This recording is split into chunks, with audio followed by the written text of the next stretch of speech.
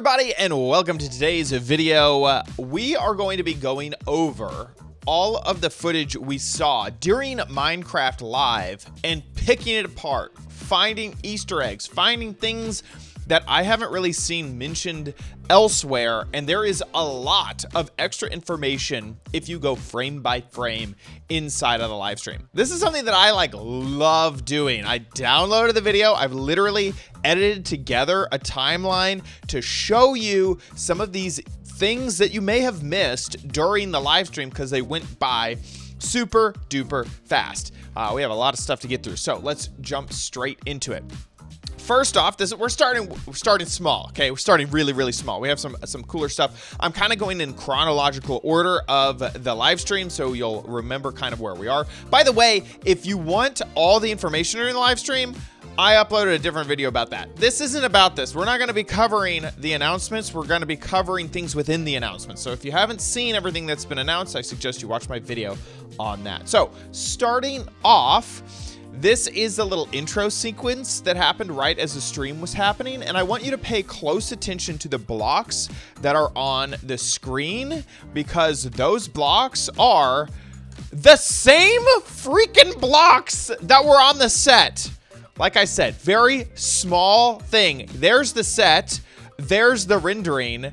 This is like the same. I am so impressed that they were able to make the digital thing a reality. And then just a other small little detail with this set is that it changes. So this was later on in the live stream and they went to like a nighttime mode with like fog and water. That was just really cool. Like I said, small thing, not really a very big thing, but I did want to mention it. So moving on. This was during one of the development segments. So we're talking about what it took to develop the game. But look closely at what's going on right here on her screen. Do you notice anything different? Anything interesting? I'll play it again. This lady, it was a lady, by the way, is in spectator mode on Bedrock edition of the game, okay? Look up in the corner here. You see this paper doll thing, you know? That only happens on the Bedrock edition of the game. And somehow she is clipping through the world to see, the caves and stuff. And we don't have spectator mode on Bedrock edition to the bane of my existence, okay? I really want spectator. I use it all the time when making my videos. I use it to find really cool locations, to record stuff. I would love spectator mode. It's interesting because it's not the same that we see on Java. On Java edition, you turn into just a single head. You become transparent. So here, you can see that the arm is still, part of the display, and the paper doll is a full person, but somehow she is clipping through the world. And then also, another super small detail just happened right there, is those squids spawned in as the developer is flying through the world. And that does not, you can turn that on, but by default in Java edition, spectator spawning is turned off. So this is some weird, combination of creative and spectator mode. I want it. I really want it. Okay, can we get this? I want this for me, okay? Okay, moving on. This is very small. In the wild update, do you notice what that texture is? That is the skulk texture. Isn't that kind of cool? You got skulk and you got some vines. That's really it. I just wanted to show off that, hey, in the little logo, don't know if you saw, but that's the skulk texture. It's the little vines. Kind of cool. Okay, now, and we're gonna get some audio with this as well.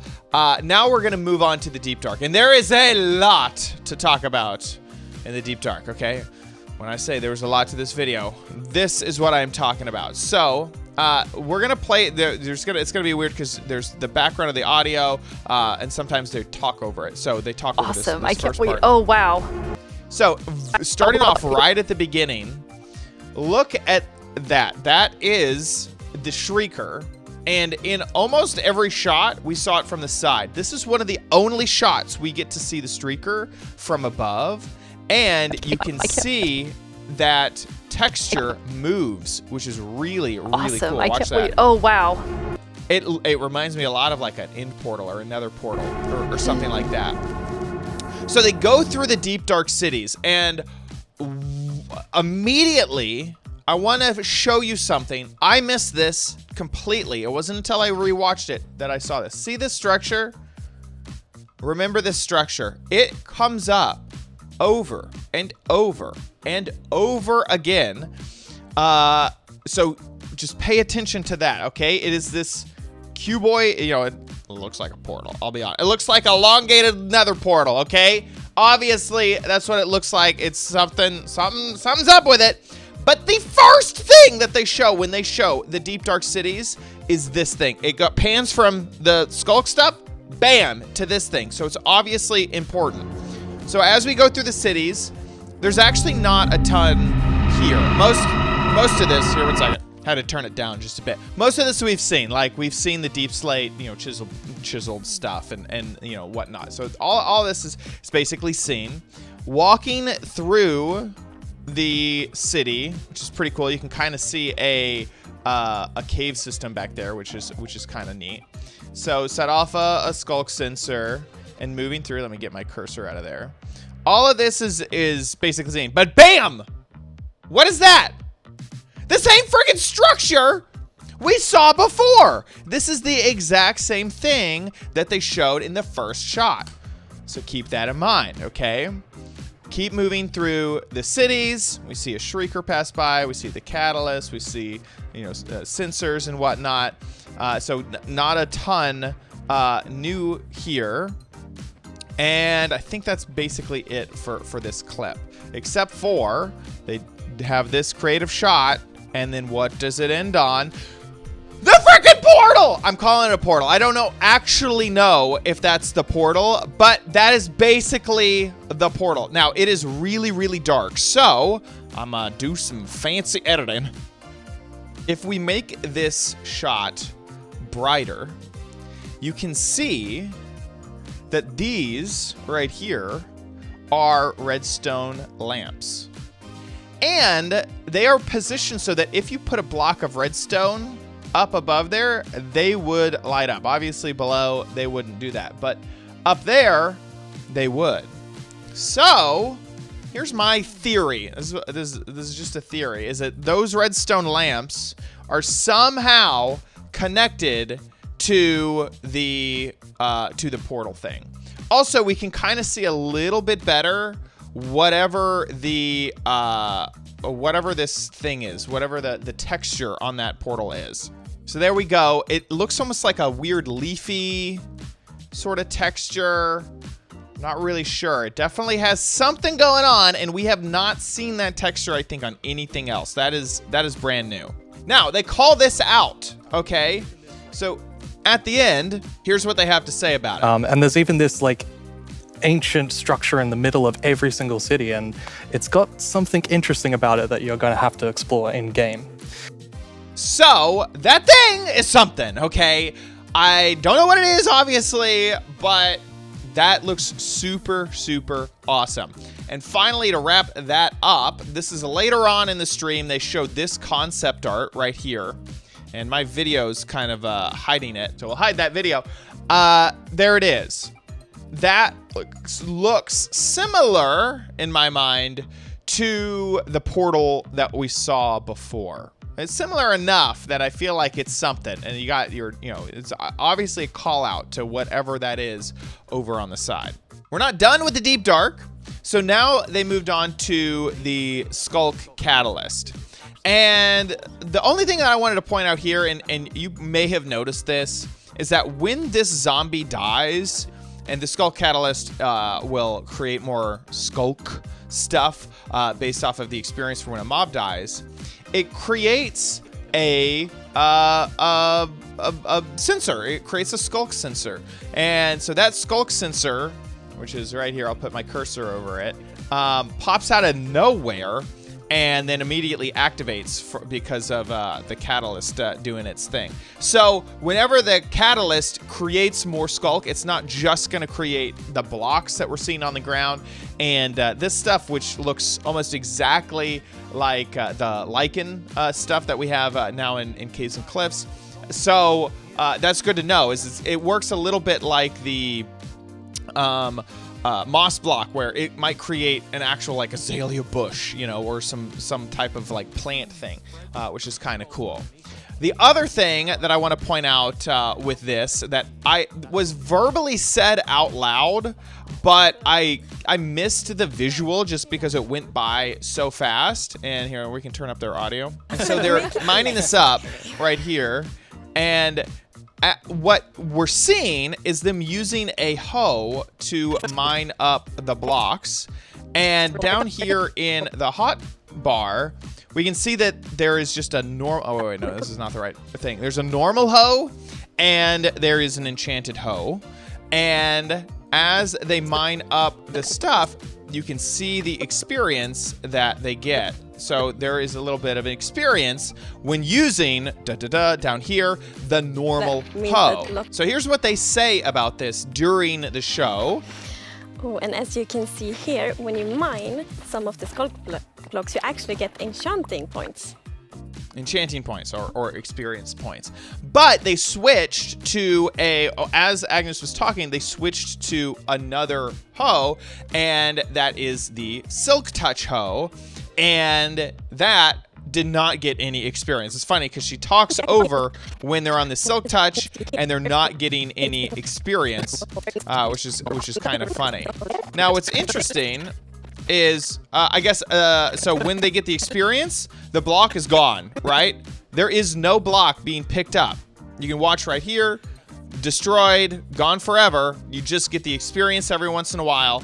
Then when they switch to Silk Touch, they get the block, and they don't get the experience, which that was new. Also, small detail is that the hoe is apparently the most efficient thing to pick this up as well. So the tool, that hoe tool, is getting a lot of love recently. Just in the latest updates, the hoe has been the default tool for a lot of things. So it looks like Skulk will be picked up with the hoe tool. Now, one more thing. Now we're moving on to the Shrieker. So we're seeing some video of the Shrieker and this darkness effect, which looks really, really, really cool.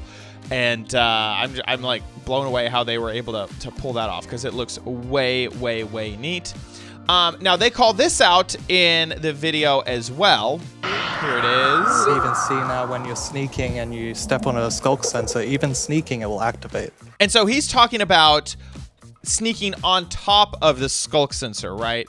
Is that you're sneaking on it and it's still activated because you are standing directly on the sensor. Moving on, there's a few things in this next clip, once again with the Deep Dark, with the Warden. And first off is inside of this chest. So this will give us a good idea of the loot that we're able to get. So the first book is a Looting 3 book, which if you have tried to get enchantments, Looting 3 is a really good enchantment to get. So they go ahead and steal that. The next one is a Quick Charge 3 book. And also inside of this chest are some snowballs. Now that may seem like a pretty low tier loot, but that'll come into play later on. So the two books that we saw were Quick Charge 3 and Looting 3. So my guess is that these chests in the Deep Dark are filled with books that are super high tier, like the highest tier enchanting books that you can get, which is really, really cool. Now, right here, the player that's doing this is like, okay, get out of here, Catalyst. I don't want to pick you up, or I don't want you to cause any issues. And as the player tries to pick up the Catalyst, it sends a signal out to the other Catalyst. So mind up, and you can see the signal being sent way over to that other Catalyst over there. And that thing seems really far away. So far away that I feel like it's built in that no matter how far away the other Catalyst is, it'll activate. Or maybe it's like a way larger circle. It's like 64 blocks versus just like 16 for the normal sensor. So that is something to note. So that goes off, and then that calls in the warden. And this is the thing that it was mentioned, I saw it being talked about on Twitter and stuff, but is really hard to see. That warden comes up out of the ground, and there's literally 4 frames that we can see this, okay? But as you can see, the warden comes straight out of the ground, and then the player turns, we can't see it anymore, and heads upstairs, and then the warden is there. Isn't that crazy? Now, something happened in between that. Here's another very interesting thing that I think a lot of people missed. You see it? That skull right there. That is a skeleton skull placed down in this build. And presumably, all of this is natural generation. This is all just how the world has generated. And that is the first time that we've ever seen a skull placed inside of a build, inside of a structure, I should say. And that's really exciting because the wither skeleton skull is the easiest one to get when you use looting on a wither, but the skeleton skull, the creeper skull, and the zombie skull, they all have to be like harvested whenever you have a charge creeper explode next to one of those guys. And so it's really difficult to get those skulls. You have to have the charge creeper. You have to have it set up perfectly. You only get one every time that it happens. And so maybe there is a possibility that you can just get these skulls from finding them in the deep dark cities, which is really, really, really exciting. So that skull right there is definitely something that if you missed, you'd be sad that you missed it. Now, moving on. This was called out during the live stream, but I don't know if I was just distracted or what. I totally missed this. Maybe you did too. The warden is sniffing. Listen close to the audio. Listen. Hear that? He just sniffed. And then he aims for the player. And the player also stepped on that thing. So he moves away from that area. Then, hear it again? I'll play that one more time because I was talking over it. Listen to the sniffs. And now the warden is locked onto the player again. The player's trying to be very quiet. That was the sniff one more time. This time the player takes a snowball, which they got from the chest earlier, so that's why the snowball was in the chest there, and tosses it over to the other side. The warden catches on to the snowball and goes after the snowball. Then the player, unfortunately, falls onto an actual sensor, a skulk sensor, and the warden's locked on target. And then he's coming for the player, and the rest is history. Now the player's like running with like lots of vibration, and it's totally destroyed. And that's really it for the Deep Dark segment. There's a lot of hidden stuff in there, isn't there? So we'll move on. After the Deep Dark segment were a few things like this, which is some graphics of some concept art of what Minecraft might look like. Some things to point out here are that these birch trees are super tall, and they have logs hanging off the side of them. They got branches. You got a branch there, you got a branch there, and my video is covering up another one, but you can see them all over the place, that the birch trees have little nubbins off the side. Next is that this is a hollow log. It's not just a normal log, it's a hollow log, which is pretty cool. Next is that there is these mushrooms growing off the side of the trees, which is also brand new. And then I don't know if this should be really taken into account or not, or maybe it's just texture or what have you. But these flowers look kind of all over. Maybe that's a peony over there.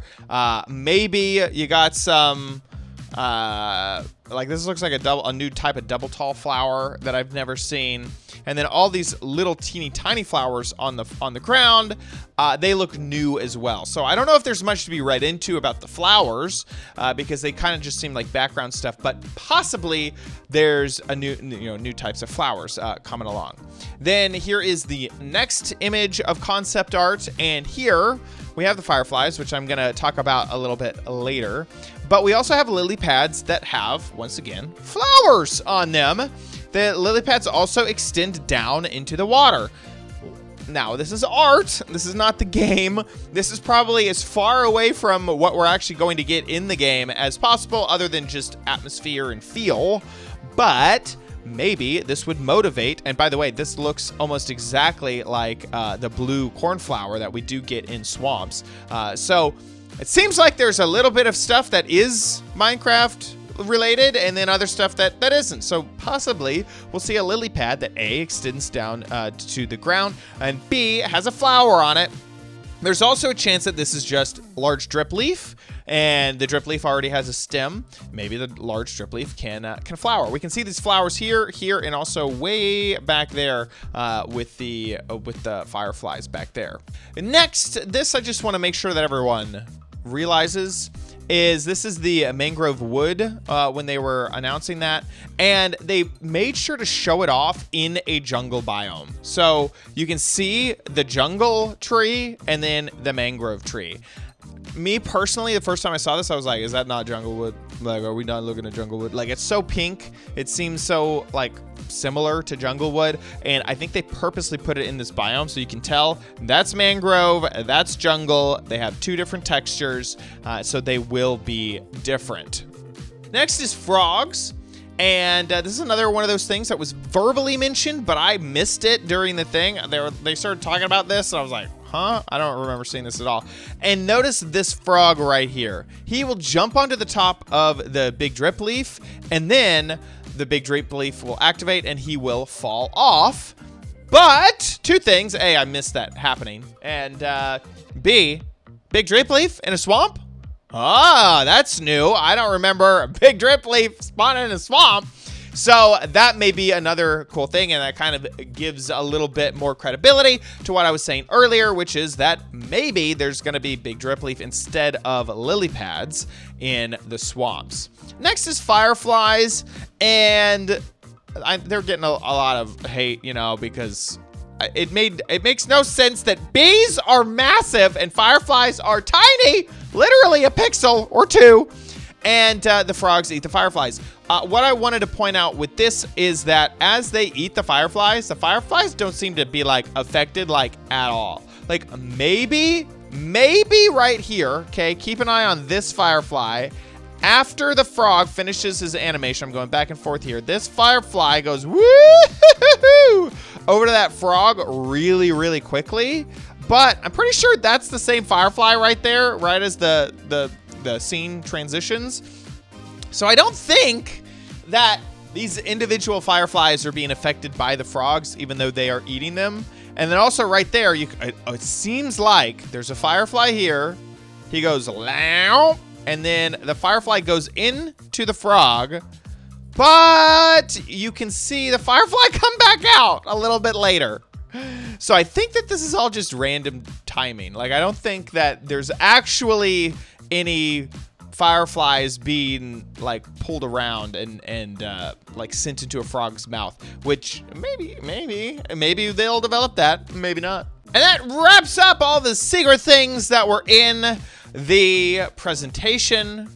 I'm gonna leave you with a final little bonus thing. Did y'all see this? Wait, I have to hide myself because I'm there. Look at that. It's me. I was in Minecraft Live. Don't mind if I do. So yeah, I was in this little segment, and then they did a montage of previous Minecrafts, and I was in that one as well. Which, I don't know. I get a kick out of this stuff. I love that, you know, I'm just a YouTuber, and I'm also a little bit of an official, you know, I'm not an official anything, but I'm in some of the official stuff. There I am again. So I just wanted to end with that because I just needed to stroke my own ego, okay? Just wanted to show y'all. Thought it was really cool. Look at me, red hair and all. Now I'm just sad. Sad brown-haired boy. Thanks so much for watching this video. I hope that you enjoyed it, and I hope that you also got to see a few things that maybe you missed during the live stream. If you enjoyed it, please give this video a like. Also, make sure you subscribe for future videos, tips, tricks, tutorials, and spotlights here on OMG Craft, and I'll see you in the next video. Bye.